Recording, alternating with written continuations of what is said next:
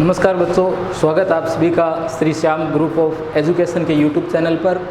मैं विकास शर्मा प्लस 1 की फिजिक्स करवा रहा हूँ आपको। और इसके अंदर अपने जो गतिकी चैप्टर है, चैप्टर नंबर 3 जो है, जो आपकी जो राजस्थान बोर्ड की बुक है उनके अंदर ये गतिकी के नाम से ये चैप्टर है।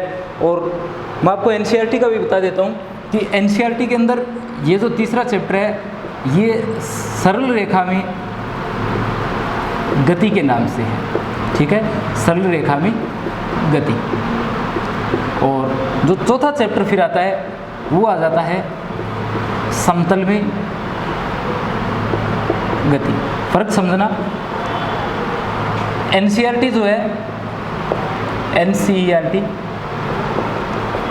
एनसीईआरटी के अंदर जो तीसरा चैप्टर है वो है सरल रेखा में गति और जो चौथा चैप्टर है वो है समतल में गति। और जो आपकी राजस्थान बोर्ड की पुरानी वाली बुक है, आरबीएससी की जो बुक है, अगर आप पुरानी नोट्स वगैरह से पढ़ रहे हो तो इसके अंदर ये दोनों चैप्टर जो है एक साथ तीसरे चैप्टर के नाम से, और चैप्टर का नाम जो है वो गतिकी है। यानी गतिकी के अंदर ये दोनों चैप्टर आ जाते हैं, सरल रेखा में गति और समतल में गति। दोनों जो चैप्टर है 3 और 4 नाम से ये आपके चैप्टर है। तो अभी अपने जो पार्ट पढ़ रहे हैं, जो तीसरे चैप्टर के हिसाब से मैं आपको पढ़ा रहा हूँ, वो अपने गतिकी के अंदर पढ़ रहे हैं, गतिकी पढ़ रहे हैं। और गतिकी के अंदर तीसरा जो अपना चैप्टर है वो है सरल रेखा में गति। यानी अभी जो अपने पढ़ रहे हैं वो अपने पढ़ रहे हैं सरल रेखा में गति के बारे में, ठीक है। और जैसे ही आधा चैप्टर करीब करीब कंप्लीट हो जाता है, यानी जब अपने गति के समीकरण व्युत्पन्न कर लेंगे, तब आरबीएससी का तो वो तीसरा ही चैप्टर चलता रहेगा, परंतु वहाँ पर वो चैप्टर जो है वो चौथा बन जाएगा, ठीक है। तो आपकी जो थंबनेल है जिस पर चैप्टर के नाम लिखे गए हैं, अब आगे से ये एनसीईआरटी के हिसाब से तीसरा ही चैप्टर है आपका। तो चैप्टर का नाम है सरल रेखा में गति। और इसके अंदर देखिए अपने क्या क्या पढ़ चुके हैं। इसके अंदर अपने दूरी पढ़ चुके हैं और विस्थापन पढ़ चुके हैं, ठीक है। यानी अब तक अपनी दूरी की बात कर चुके हैं और अपने विस्थापन जो है, विस्थापन की भी बात कर चुके हैं, ठीक है। तो अब तक अपने दूरी और विस्थापन दोनों पढ़ लिए। और लास्ट क्लास के अंदर अपने जो टॉपिक पढ़ रहे थे वो था चाल एवं वेग, चाल एवं वेग, ठीक है। और इसके अंदर अपने ये जो टॉपिक है चाल, ये भी कंप्लीट कर चुके हैं। अब अपना जो टॉपिक आता है वो आता है वेग, ठीक है, वेग। तो देखिए वेग जो है, वेग क्या होता है, तो वेग के बारे में आपको बता देता हूँ कि जैसे आप लोगों ने दूरी और विस्थापन पढ़ा है, तो दूरी के अंदर आप लोगों ने पढ़ा था कि एकांक समय में तय की गई दूरी क्या कहलाती है, चाल कहलाती है। बिल्कुल इसी तरीके से एकांक समय में तय किया गया विस्थापन क्या कहलाता है, वेग कहलाता है। यानी वेग क्या होगा, एकांक समय में तय विस्थापन, एकांक समय में तय किया गया विस्थापन जो है वो क्या कहलाता है, वो वेग कहलाता है, ठीक है। एकांक समय में तय किया गया विस्थापन जो है वो क्या कहलाता है, वेग कहलाता है। दूसरी परिभाषा आप क्या लिख सकते हो, आप लोग लिख सकते हो विस्थापन में परिवर्तन की दर, विस्थापन में परिवर्तन की दर। तो विस्थापन में परिवर्तन की दर या एकांक समय में तय किया गया विस्थापन, दोनों को ही अपने क्या कहते हैं, वेग कहते हैं। दोनों की परिभाषा आप लोग दोनों परिभाषाएं आप लोग देख सकते हो। दोनों की दोनों जो परिभाषाएं हैं वो किसकी है, वेग की है। इसके अलावा आप लोग वेग का अगर सूत्र देखो तो जैसे आप लोगों ने देखा था, अपने कुछ ये लिखा था v = s/t।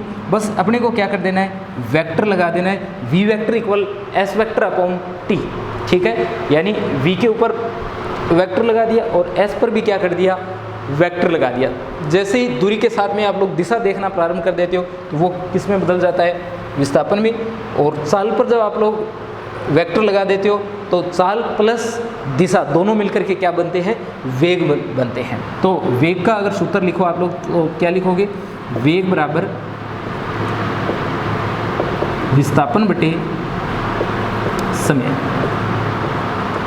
वेग बराबर विस्थापन बटे समय। ये अपना क्या कहलाता है, वेग कहलाता है। वेग बराबर विस्थापन बटे समय, ठीक है। अब देखो यहाँ से मैंने आपको बता दिया कि अगर वेग की बात की जाए तो वेग में आपको क्या देखना होता है, वेग में आपको चाल देखनी होती है प्लस क्या देखना होता है, दिशा देखनी होती है। तो वेग जो है आप लोग ये बोल सकते हो कि चाल प्लस दिशा दोनों मिलकर के क्या बनाते हैं, वेग बनाते हैं। इसी तरीके से विस्थापन को आप लोग बोल सकते हो दूरी प्लस दिशा।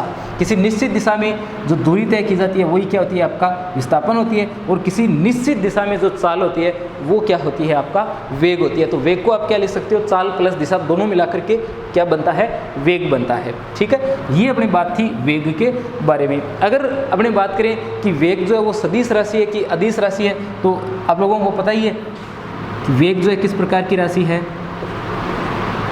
सदिश राशि है। ठीक है, वेग जो है वो किस तरीके की राशि है, वेग आपकी एक सदिश राशि है। तो सदिश राशि के रूप में अपने वेग को लिखते हैं। वेग का मात्रक क्या होगा, वेग का मात्रक वही होगा जो मात्रक किसका था, जो मात्रक चाल का था। वेग की विमा वही होगी जो विमा किसकी थी, चाल की थी। तो यहाँ आप देख सकते हो क्या लिखा हुआ है, एस अपॉन टी। एस का मतलब दूरी, मतलब मात्रक मीटर, अपॉन समय, समय मतलब सेकंड के अंदर। ठीक है, तो m अपॉन एस, ये अगर अपने लिखें तो ये मीटर पर सेकंड बनता है। क्या बनता है, मीटर पर सेकंड, मीटर प्रति सेकंड। ये आपके पास में क्या है, ये आपके पास में मात्रक है भी किसका, वेग का। वेग का मात्रक मीटर प्रति सेकंड। विमा, तो विमा अगर आप लोग लिखो तो m अगर लिखना चाहो तो m की पावर कितनी, 0। लंबाई की विमा कितनी बार काम में आई है, एक बार। समय की विमा कितनी बार काम में आई है, एक बार। परंतु समय जो है वो कहाँ लिखा हुआ है, भाग में लिखा गया है, और इसे जब ऊपर लेकर के जाओगे तो किसके साथ में लिखा जाएगा, माइनस के साथ में। तो m0 L1 t की पावर -1, ये विमा बनती है किसकी, ये विमा बनती है आपके वेग की। ठीक है, तो ये कुछ एक बातें जो है वो अपने वेग के बारे में आती है। तो वेग का अपने मात्रक देख लिया, वेग की अपने विमा भी देख लिए। अब देखो, अगर वेग की एक दो बातें और करें, जैसे मात्रक की अगर अपने बात करें तो ये मात्रक जो अपने लिखा गया है कौन सी पद्धति में है, मात्रक बताइए कौन सी पद्धति में है। देखो m और s लिखा गया है, मीटर और सेकंड, मीटर पर सेकंड लिखा गया है। और ऐसा मात्रक किस में लिखा जाता है, ऐसा मात्रक लिखा जाता है MKS पद्धति में। किस में लिखा जाता है, MKS पद्धति में लिखा जाता है। और अगर बात करें CGS पद्धति की, कौन सी पद्धति की, CGS पद्धति की, तो CGS पद्धति में मीटर की जगह क्या आ जाता है, सेंटीमीटर आ जाता है, और केजी की जगह ग्राम आ जाता है, सेकंड की जगह क्या रहता है, सेकंड ही रहती है। अब अगर सामने वाले फॉर्मूले को देखो तो यहाँ द्रव्यमान तो है ही नहीं, सिर्फ क्या है, ये दोनों है। तो इसका मतलब मीटर की जगह सेंटीमीटर कर दो, सेकंड सेकंड ही रहता है, और द्रव्यमान यहाँ है नहीं। तो सेंटीमीटर प्रति सेकंड किसका मात्रक है भाई, वेग का मात्रक है। तो इस तरीके से आप लोग वेग का मात्रक, वेग की विमा जो है वो सभी देख सकते हो। ठीक है, अब देखो कुछ एक बातें और।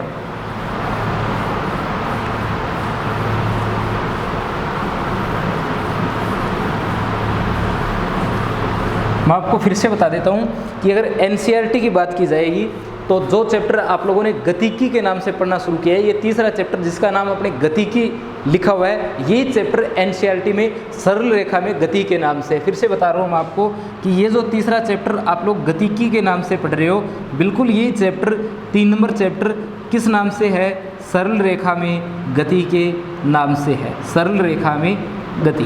ठीक है, किसमें, NCERT में। NCERT में ये किस नाम से है, सरल रेखा में गति के नाम से है। ठीक है, तो ध्यान रखना। और पुराने अगर नोट्स पढ़ रहे हो, बुक पढ़ रहे हो, तो वो भी ठीक है, कोई दिक्कत नहीं है, वो भी आप पढ़ सकते हो, परंतु उस चैप्टर का नाम वहाँ क्या है, गतिकी है। ठीक है, देखो आगे अपने वेग की बात कर रहे हैं, तो अब बात कर लेते हैं वेग के प्रकार की। अपना टॉपिक है वेग का प्रकार, वेग का प्रकार। ठीक है, वेग जो है वो कितने प्रकार के होते हैं, तो वेग के अंदर वही सारी बातें आ जाती है। एक समान वेग, एक समान वेग, दूसरा असमान या परिवर्तित वेग, और तीसरा औसत वेग, और चौथा जो इसके अंदर आता है वो आता है तात्क्षणिक वेग। ठीक है, तो 4 प्रकार के वेग अपने इसमें आ जाते हैं। एक तो आ जाता है परिवर्तित वेग, एक आ जाता है औसत वेग, एक आ जाता है तात्क्षणिक वेग। ये जो तात्क्षणिक वेग है, जैसे तात्क्षणिक चाल थी, वहाँ भी मैंने आपको बताया था कि तात्क्षणिक या तात्कालिक वेग आप इसे बोल सकते हो। और यहाँ जो लिखा गया है परिवर्तित वेग है ये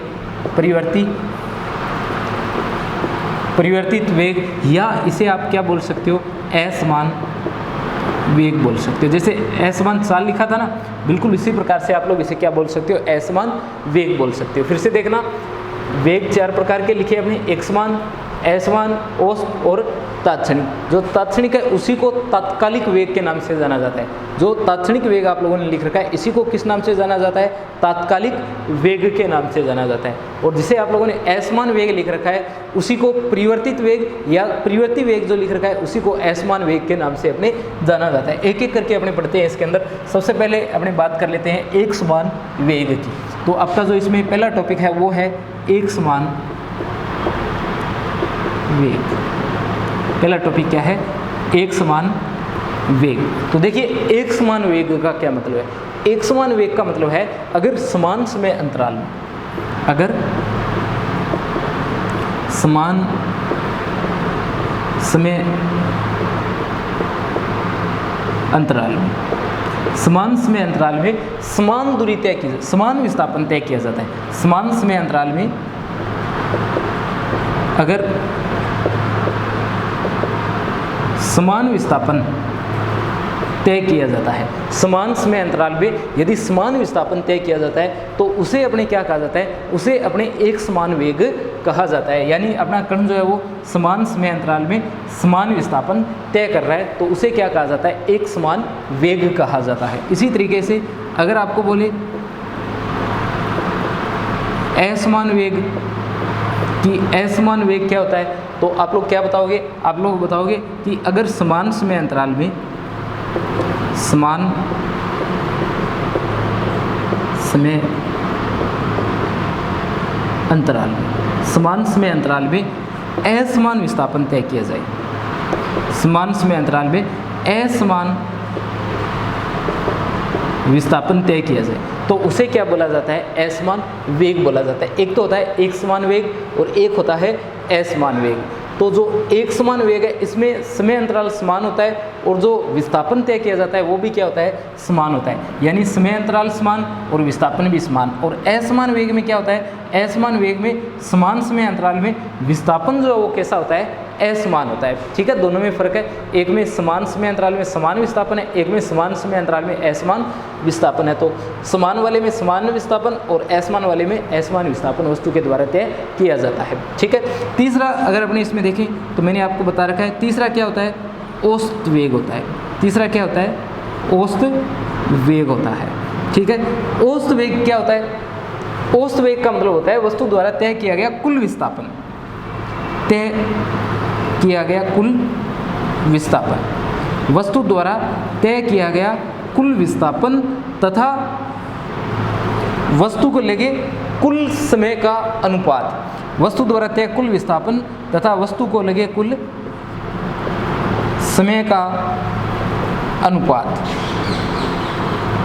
वस्तु द्वारा तय किया गया कुल विस्थापन तथा कुल समय, दोनों का जो अनुपात है वो क्या कहलाता है, औसत वेग कहलाता है। यानी वस्तु द्वारा तय किया गया कुल विस्थापन तथा कुल समय का, वस्तु द्वारा तय कुल विस्थापन तथा समय का कुल अनुपात जो है वो दोनों जो है वो क्या कहलाते हैं, औसत वेग कहलाते हैं। यानी अगर आपसे पूछा जाए औसत वेग का फॉर्मूला लिखिए, औसत वेग,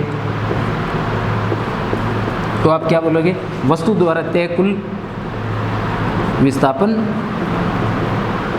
बटा इस विस्थापन को तय करने में लगा कुल समय, कुल समय। ठीक है, और औसत वेग को वही बात आप किससे लिख सकते हो, वी वेक्टर से, या तो इसके नीचे एम लिख दो या एवरेज लिख दो। ठीक है, एक ही बात है। और बार तो लगाओगे तो ऊपर पहले से वेक्टर लगाओगे तो बार लगाने की जगह ही नहीं बची है। और कुल विस्थापन, कुल विस्थापन को डेल एस वेक्टर से लिख दो भाई, और कुल समय को डेल टी से लिख दो। ठीक है, तो ये क्या आ जाता है आपके पास में, ये आ जाता है औसत वेग का सूत्र। औसत वेग का सूत्र आपने क्या लिखा है, वस्तु द्वारा कुल विस्थापन डेल एस वेक्टर बटा डेल टी। ध्यान रखना समय जो है वो अदिश राशि होती है, वेक्टर वगैरह जो है वो समय के साथ में नहीं आएंगे। तो आपको क्या करना है, विस्थापन और साथ में समय, समय अदिश राशि है और विस्थापन जो है वो सदिश राशि है। तो वी वेक्टर किसके इक्वल है, डी डेल एस वेक्टर बटा डेल टी के बराबर है। ठीक है, चौथा अगर अपने इसमें देखें तो चौथा देखिए क्या आता है, चौथा आपके पास में आता है तात्क्षणिक वेग। चौथा क्या है? चौथा है तात्क्षणिक वेग। ठीक है, तात्क्षणिक वेग का क्या मतलब होता है? तो ये तो आपने लिख ही दिया, ये जो लिखा हुआ है यहाँ डेल एस वेक्टर बटा डेल, ये तो आपने लिख ही रखा है। तो तात्क्षणिक वेग का मतलब होता है किसी क्षण विशेष पर, ये औसत वेग का सूत्र है, ये तो औसत वेग का सूत्र है। तात्क्षणिक वेग का क्या मतलब होता है? किसी विशेष क्षण पर, किसी विशेष क्षण पर वस्तु या पिंड का वेग, किसी विशेष क्षण पर वेग, या आप क्या बोल सकते हो, निश्चित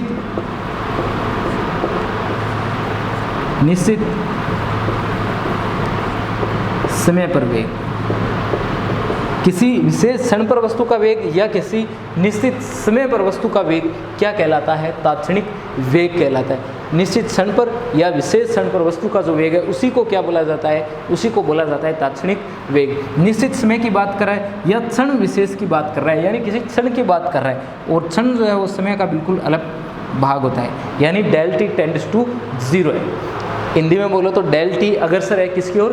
0 की ओर, बिल्कुल छोटा सा इसका मान है। तो वी एम को आप क्या लिख सकते हो, या वी वेक्टर लिखोगे, देखो भी जब तात्क्षणिक वेग लिखा जाता है तो एम वगैरह नहीं लिखते हैं, ये औसत वेग का सूत्र यहाँ पर लिखा गया है, ये औसत वेग का है। तो तात्क्षणिक वेग का सूत्र क्या लिखोगे? ये लिखोगे limit del t tends to 0 और डेल एस बटा डेल टी।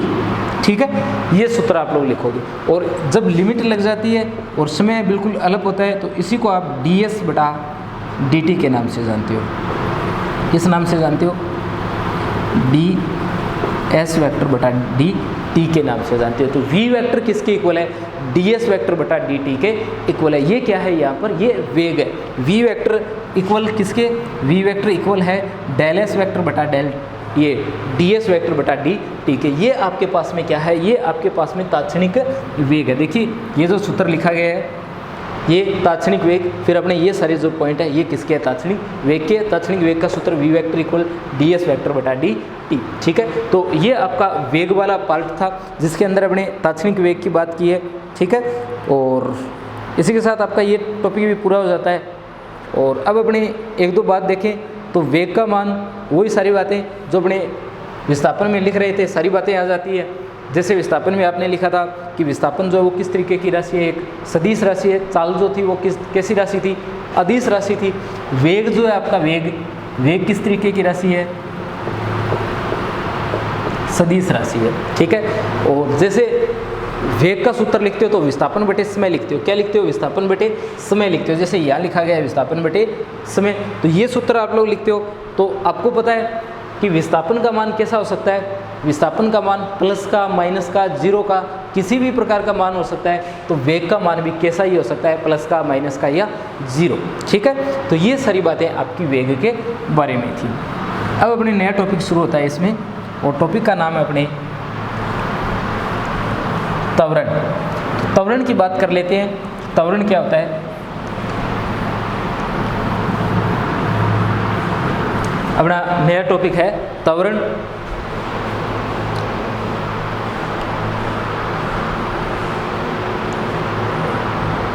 तो देखिए नया टॉपिक शुरू कर रहे हैं। अपने टॉपिक का नाम है त्वरण। ठीक है, तो अपना टॉपिक क्या है? अपना टॉपिक है त्वरण। त्वरण का मतलब देखिए, जैसे अभी तक आपने किसकी बात की है? आपने दूरी की बात की है, और दूरी के साथ में आप लोगों ने विस्थापन की बात की है, चाल की बात की है, चाल के साथ में आपने किसकी बात की है?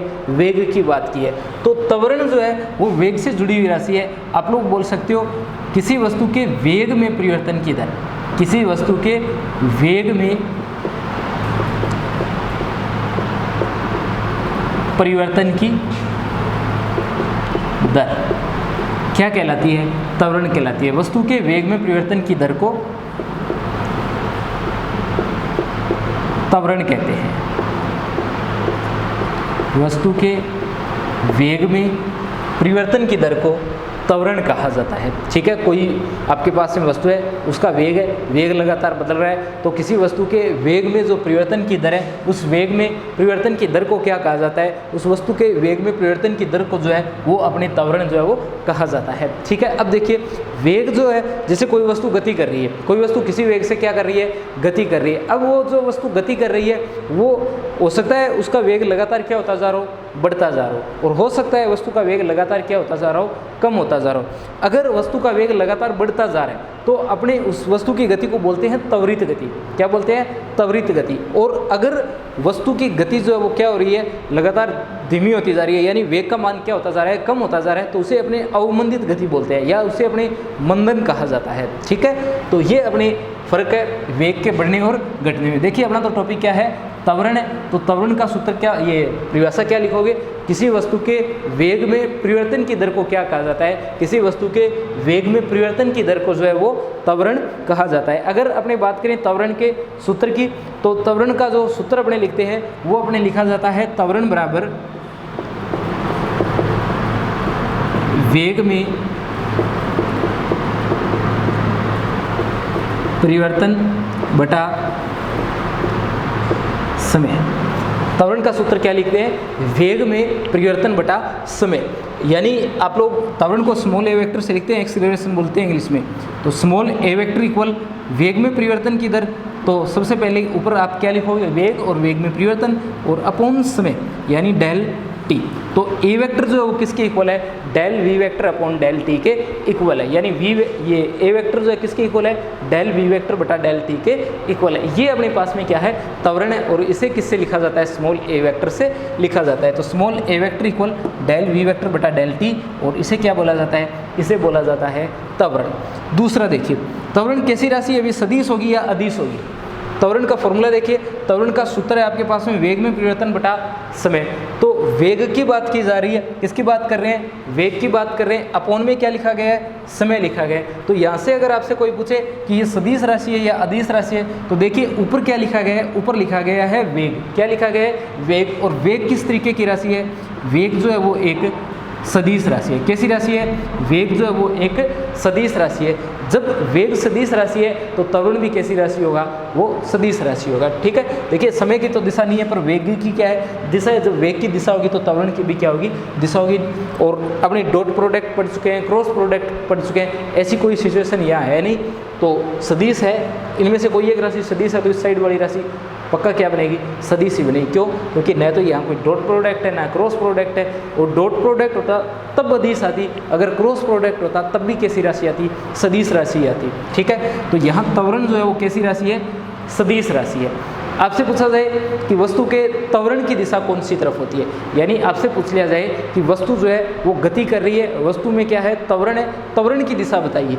तो त्वरण की दिशा कौन सी होगी भाई, त्वरण की जो दिशा है वो वही दिशा होती है जो किसकी दिशा है, वेग की दिशा है। वस्तु के वेग की दिशा में किसकी दिशा होती है, वस्तु के त्वरण की दिशा होती है, यानी वेग की दिशा। वस्तु की वेग की जो दिशा है वही किसकी दिशा होती है, वो ही त्वरण की दिशा होती है। यानी वस्तु का त्वरण कौन सी दिशा में होता है, तो वस्तु का त्वरण वस्तु के वेग की दिशा में होता है। ठीक है, वस्तु के वेग की दिशा किसकी दिशा है, त्वरण की दिशा है। ठीक है, और अगर देखें मात्रक वगैरह देख लेते हैं अभी कि मात्रक क्या होगा इसका। तो देखिए आप सूत्र लिखो, ए बराबर वी बटा टी, किसका सूत्र है, त्वरण का सूत्र है। वेक्टर वगैरह नहीं लगाए, क्यों नहीं लगाए, क्योंकि अपने तो मात्रक देखना है इसका। ठीक है, और मात्रक पर तो कोई फर्क ही नहीं पड़ता है, तो अपने क्या देखना है, इसका मात्रक देखना है। और मात्रक पर कोई फर्क ही नहीं पड़ेगा कि ये सदिश है या अदिश है, तो सीधा सूत्र मैंने आपके सामने इसका लिख दिया। अब देखिए, वैसे तो जो अपने चैप्टर पढ़ रहे थे, जो फर्स्ट चैप्टर पढ़ रहे थे जिसके अंदर मैंने आपको भौतिक राशियाँ, ये भौतिक जगत और मापन के बारे में बताया था, वहाँ पर बात कर ली थी अपने विमाओं के बारे में। फिर से बता देता हूँ आपको। तो वेग की बात कर रहे हैं, वेग का मात्रक थोड़ी देर पहले अपने क्या लिखा है, अपने लिखा है मीटर पर सेकंड। क्या लिखा है, मीटर पर सेकंड। और अपॉन में क्या आएगा, समय आएगा, और समय का मात्रक क्या होता है, सेकंड। तो यहाँ से देखिए इसका मात्रक क्या बनता है, इसका मात्रक बनता है मीटर प्रति सेकंड स्क्वायर। सेकंड अभी ये स्मॉल एस से लिख देता हूँ, चलो। तो क्या बनता है, मीटर पर सेकंड स्क्वायर। किसका मात्रक है ये त्वरण का मात्रक है। क्या मात्रक है त्वरण का, मीटर प्रति सेकंड स्क्वायर। विमा देखो, अगर विमा लिखनी पड़ जाए तो mlt। सबसे पहला काम आपका यही होता है mlt। देखो m आया क्या ऊपर? नहीं आया। m आया क्या ऊपर वाले सूत्र में? नहीं आया। अब ये मत बोल देना कि ये m है, ये m मीटर है, लंबाई के लिए लिखा गया है, ठीक है। ये जो यहाँ पर लिखा गया है मात्रक में मीटर, ये अपनी लंबाई के लिए लिखा है, दूरी के लिए लिखा है, विस्थापन के लिए लिखा है, लंबाई चौड़ाई ऊंचाई उन सभी के लिए लिखा है। और ये जो m लिखा गया है, इस m का मतलब मास होता है, ये द्रव्यमान के लिए लिखा जाता है। और आपको पता है कि इस सूत्र के अंदर कहीं भी क्या नहीं आ रहा है, सूत्र में कहीं भी द्रव्यमान नहीं आ रहा है, तो m की पावर क्या आएगी? 0 आएगी। तो m की पावर कितनी? 0। l देखो लंबाई कितनी बार काम में आई है? देखिए एक बार आ रही है। समय कितनी बार काम में आ रहा है? 2 बार आ रहा है। परंतु कौन सी ओर आ रहा है? नीचे की ओर लिखा जा रहा है। ऊपर जाएगा तब किस में आ जाएगा? माइनस में आ जाएगा। तो m0 l1 t की पावर -2 ये विमा बन जाती है किसकी? त्वरण की। ये सूत्र बन जाता है किसका? त्वरण का, ठीक है। तो त्वरण की विमा पूछे या सूत्र ये मात्रक पूछे तो मीटर पर सेकंड स्क्वायर, विमा m0 l1 t की पावर -2 बन जाता है, ठीक है। एक बात और बता देता हूँ मैं आपको, अलग हट करके बता रहा हूँ इनसे, फिर से रिपीट हो जाएगा। देखो बल की बात करते हैं। बल किसके बराबर होता है? बल बराबर होता है आपका जो द्रव्यमान होता है और त्वरण जो होता है, F = ma लिखते हैं। क्या लिखते हैं? F = ma लिखा जाता है। m का मतलब द्रव्यमान, और a का मतलब क्या होता है? त्वरण होता है, ठीक है। a का मतलब क्या होता है? त्वरण। तो अगर बल का लिखते आप लोग, बल का मात्रक और विमा लिखते तो वहाँ पर क्या आ जाता है? kg/s²। विमा क्या आ जाती? m1 l1 t -2 किसकी? बल की, ठीक है, जिसे अपने न्यूटन के नाम से जानते हैं। बल का जो मात्रक होता है न्यूटन। तो बल का पूछा जाए तो आप लोग त्वरण से लिख सकते हो। त्वरण को किससे गुणा करना होगा? बस द्रव्यमान से गुणा करना होगा। बल का इसलिए बता दिया आपको कि बल जो है अपने काफ़ी ज़रूरी राशि है, जो बार बार आपके काम में आएगी। तो साथ के साथ बता दिया मैंने आपको कि बल का अगर आता तो क्या होता। अभी अपना टॉपिक त्वरण है, तो त्वरण के बारे में क्या क्या पता होना चाहिए? वेग में परिवर्तन की दर को क्या कहते हैं? त्वरण कहते हैं। त्वरण का सूत्र वेग में परिवर्तन बटा समय लिखना चाहिए। तो a वेक्टर बराबर डेल v वेक्टर बटा डेल t। सदिश है कि अदिश है? तो सदिश राशि है। त्वरण की दिशा वेग की दिशा में है। a किसके बराबर है? v/t के बराबर है। v का मात्रक मीटर पर सेकंड और समय का सेकंड। तो मात्रकों को इकट्ठा लिखोगे तो मीटर पर सेकंड स्क्वायर। किसका मात्रक है भाई? त्वरण का मात्रक है। यहाँ देख सकते हो आप लोग m0 l1 t -2, ये यहाँ पर क्या है? विमा है किसकी? त्वरण की। अगर त्वरण के प्रकारों की बात करें कि त्वरण कितने प्रकार का है यहाँ, तो त्वरण भी आपको 4 प्रकार का पढ़ना है। 4 प्रकार कौन कौन से? सिर्फ प्रकार की बात कर लेते हैं अपने, बाकी बची हुई बात अपने नेक्स्ट वीडियो में करेंगे। कुछ ग्राफ अपने खींचने होंगे इस चैप्टर में, और फिर अपने गति के नियम भी उत्पन्न करेंगे, ठीक है। गति के समीकरण भी उत्पन्न करेंगे, नियम तो नहीं। तो देखो त्वरण के अगर आपको बोले कि प्रकार कौन कौन से हैं, तो फिर से वही प्रकार। पहला एक समान त्वरण, दूसरा परिवर्ती या असमान त्वरण, और तीसरा आता है औसत त्वरण, और चौथा आता है तात्क्षणिक त्वरण, ठीक है। तो त्वरण के भी वही 4 प्रकार है। जो 4 प्रकार अपने किसके लिखे थे? जो 4 प्रकार आप लोगों ने अब तक जो आप लोग इसके चाल के और वेग के जो 4 प्रकार लिखे हो, बिल्कुल उसी तरीके से त्वरण के भी कितने प्रकार है आपके 4 है। कौन कौन से? पहला तो आता है एकसमान त्वरण, दूसरा आता है असमान, और तीसरा आता है औसत त्वरण, और चौथा जो है यहाँ पर, चौथा कौन सा है? चौथा आपके पास में है तात्क्षणिक त्वरण, ठीक है। तो त्वरण भी आपके यहाँ पर 4 प्रकार के। किसी एक की बात कर लेते हैं आज। चलो एक समान त्वरण के बारे में बता देता हूँ मैं आपको। एक समान त्वरण का क्या मतलब है? यानी अगर आपसे पूछा जाए एक समान त्वरण, तो एक समान त्वरण का मतलब हो गया अगर समान समय अंतराल में वस्तु के वेग में परिवर्तन की दर क्या हो? समान हो। समान समय अंतराल में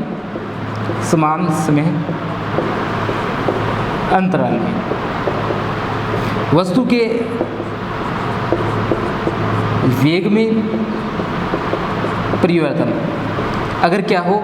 समान हो, तो वो कैसा त्वरण कहलाता है? एक समान त्वरण कहलाता है। यानी वस्तु जो है वो समान समय अंतराल में अगर वेग में परिवर्तन जो है वो समान हो तो इसे अपने कहा जाता है एक समान त्वरण। ठीक है, बाकी बचे हुए नेक्स्ट वीडियो के अंदर अपने पढ़ेंगे।